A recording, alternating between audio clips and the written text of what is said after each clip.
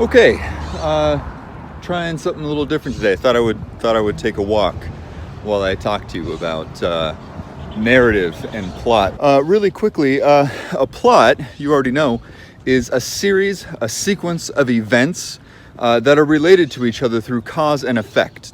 In a character-driven story like we have, for literary fiction, this sequence of cause and effect is all the result of a character's actions. So a character decides to do things, and that's what makes the cause and event or cause and effect process sort of run along. So just as a maybe a side note, the plot doesn't necessarily need to be linear. I mean, when we talk about like cause and effect and the relationship between those things, it sort of implies a linearity to it, but it doesn't need to be in that same sequence, that same order. You can start things in medias res, in the middle of things. So sing, muse, the wrath of Achilles, right? The way that the Iliad starts out is in medias res, right in the middle of things. We don't know why Achilles is pissed off. We just know that he's pissed off, right? And we have to find out why. And really the story is going to give us some of the backstory and help fill in some of those gaps. So while something like in medias res can be a really helpful tool for getting you to maybe get the bear at the door, as we've talked about, begin the action right away without a lot of exposition, the only time you should really make that happen to disrupt the sequence of events is to heighten the emotional effect of the story. All right, so that's plot. Narrative is a bit broader than that. Narrative is a bigger category that includes plot, but sort of extends beyond that as well. When we talk about narrative, we're not just talking about the sequence of events, we're also talking about the motivations that inspire that sequence of events.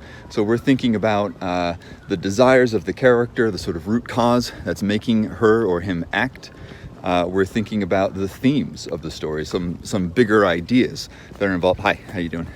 Some of the bigger ideas that the story is trying to bring about or trying to reveal to us. Narrative also, in some senses, includes then the reader, or includes the critic who's reading the story and making meaning out of it. More than that, though, narrative also can include some of the allusions or some of the backstories or some of the references, some of the archetypes, the larger mythic structures that you're engaging in. Narrative then also includes intertextuality, right? It's not just your text in particular, it's the texts that are surrounding your text. So narrative is much bigger than plot. It involves plot, but it extends far beyond plot. It's thinking about what makes the plot happen and what makes the plot possible. So when we think about plot now as a narrative, or as in its association with narrative, we really have to be thinking of ourselves less as a creator of the story and more as a curator of culture, of a heritage. What are the things we want to convey to our readers? What stories do we want to carry forward to them?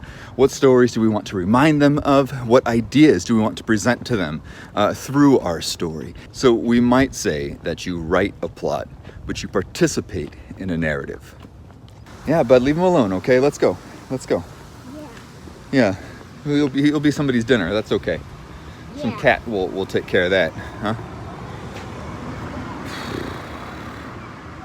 Yeah. Okay, so what do we get from understanding plot and its relation to narrative? Why would we bother doing this? Okay, so Gaiman, right, says, as we've talked about, Gaiman says the job of the writer is to explode. It's the job of the critic to interpret. That's all well and good, but how do I stop exploding? What do I do to end the story? So oftentimes, you've heard me talk about it this way also. The character has to change by the end of the story, or the story should reach some sort of climax or conclusion or something like that. These ideas, climax or change or conclusion, these sorts of things, are often attributed by critics who are reading the story and say, oh look, the character has changed, therefore the story is over. That's useful for a critic, but it's less useful for a writer. When you're writing the thing, it's really hard to think, now my character must change. This is when you get some bizarre stuff like these kind of weird after-school special kinds of endings. The way to avoid that, though, is to think about your story not as just reaching a conclusion, but as achieving narrative closure. The things your narrative set out to do, it has accomplished. When we think about character-driven stories, what we're really talking about here, then, is the end of that drive.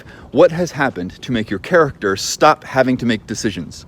What has happened to fulfill the need of the character? If the story is driven by the character's desire, who is trying to find some sort of resolution to that desire, what will make that character not desire anymore?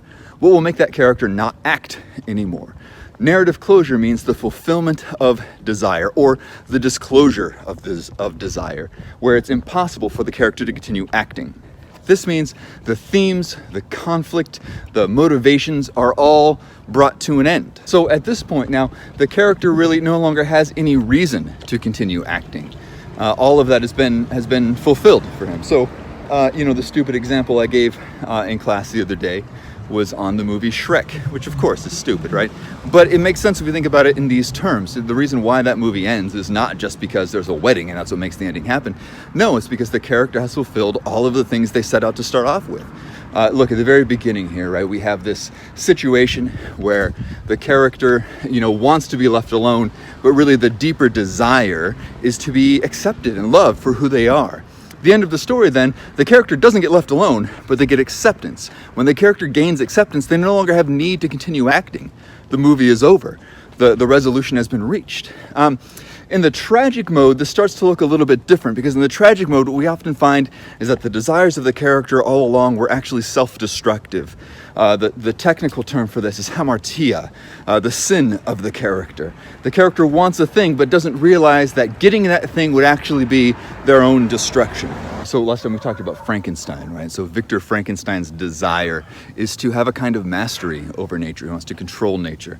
He doesn't seem to realize, though, that controlling nature is actually going to be the thing that leads to his own destruction. Oh, brother, buddy, come on. You got it. There you go. Pedal, pedal, pedal. Good job, pal. Romeo and Juliet was another example we gave in the tragic mode.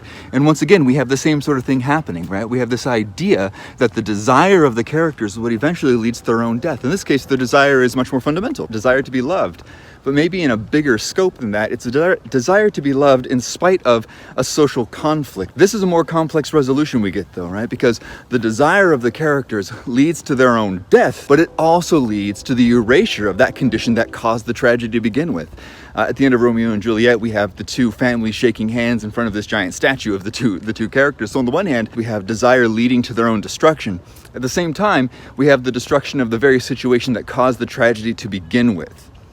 So you can see in both of these cases what we have is the character is no longer able to act. The narrative reaches closure because the characters are dead. This is the tragic mode. The comic mode, we have a similar sort of thing. Star Wars, as we talked about, sort of follows that mode in particular. Thinking about how that closure resolves is in the character's fulfillment. The plot is that Luke Skywalker goes and blows up the Death Star.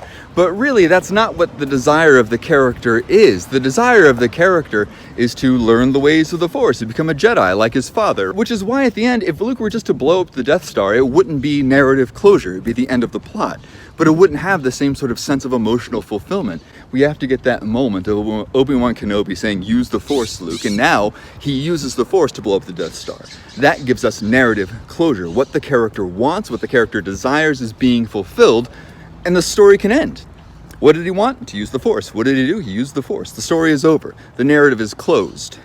Now, this is why it's so important for you to know the desires of your character.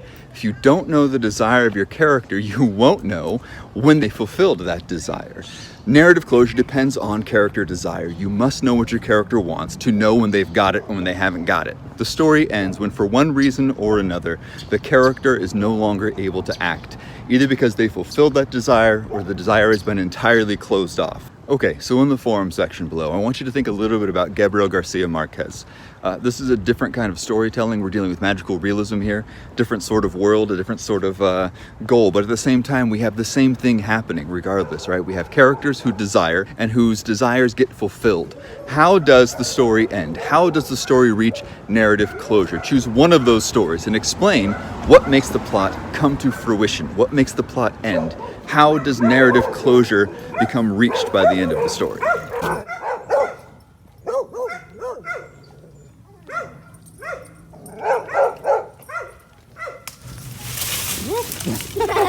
Watch where you're going, pal.